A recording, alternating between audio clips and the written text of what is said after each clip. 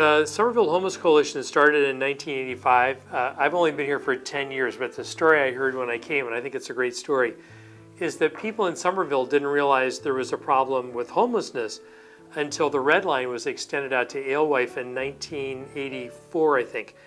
And then suddenly there were people hanging out in Davis Square that nobody had ever seen before. They were from Somerville, but if you were homeless in Somerville and you needed help, you'd have to go to Cambridge or go into Boston to get services. So these folks got together. A lot of it came out of the Davis Square Task Force. They got the faith communities involved, and they got the College Avenue United Methodist Church, which had a bowling alley in the basement of the church that had fallen into disrepair. It was a 4-lane bowling alley.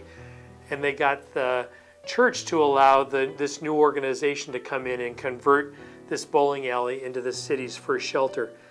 And the shelter opened on February 6th, 1986.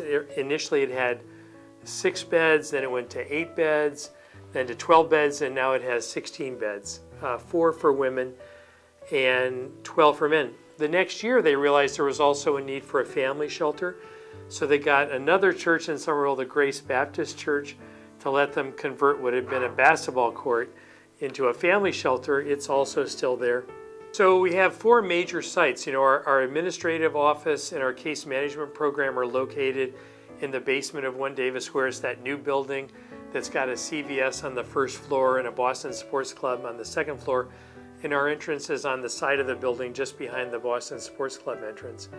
So if people need help, they come down here, we'll talk to them.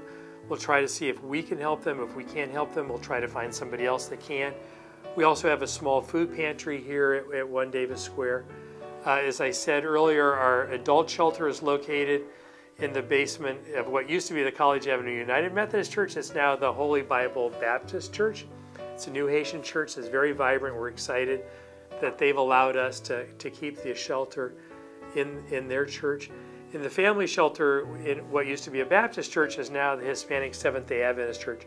And then we have apartments that are scattered all around Somerville, some in Arlington, some in Medford, but mostly in Somerville. So we're always looking for help. Whether somebody wants to volunteer, we have volunteers that work in our shelters.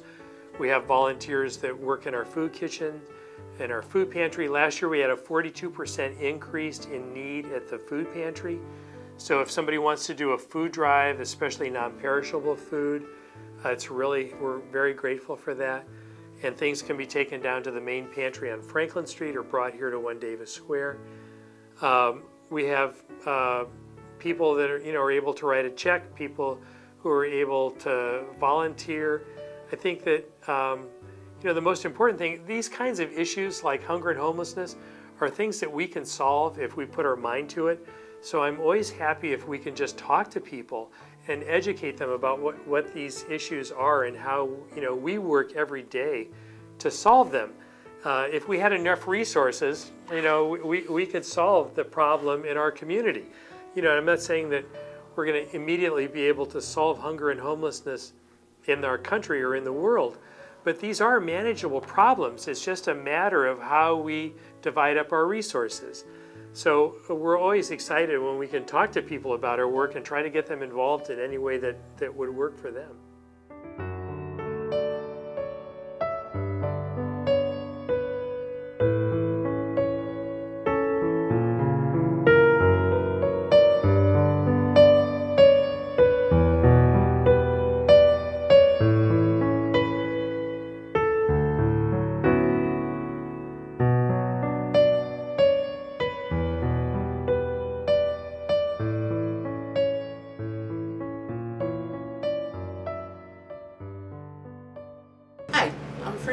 And I'm the manager of the Somerville Homeless Coalition. And what we do here is bringing people that are homeless. They're like at wit's end, they don't know what to do, or they're in recovery, and make it more comfortable for them and safe. I have 2 other full-time staff and a couple of part-time staff, and we're open. Our hours, for weekends we're open all day and on holidays all day and all night. But we're mainly closed from 9 to 4, and that is because we don't have the funding to keep the shelter open during the day. What we do need is more shelters or more funding and get these people into housing. And don't wait for a year while they're sitting here waiting for housing. They need to be put in now. They're not people off the streets that are getting put in the shelters. They should be from shelters going into a home of their own.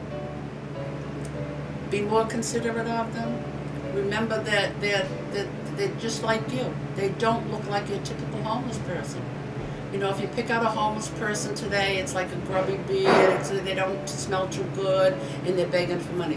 That's not the homeless today. I have had professors in here, lawyers in here, people that had businesses in here. They lost it all. So they're starting over. So that's a place, you know, when you hit bottom, you know it. And we try to make it better for them.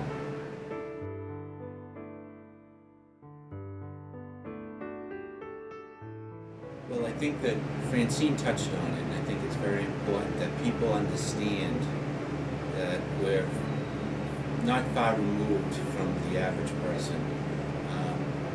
Things happen in life that we obviously don't plan on. No one plans on being homeless. And I think that it's important that people just understand that, you know, we're just like them. You know, it's difficult sometimes when you feel like you're treated differently, you know, as like an outcast. It can be difficult, but by the same token, a lot of people are very kind. So I guess the thing is just to communicate a sense of acceptance. That's important.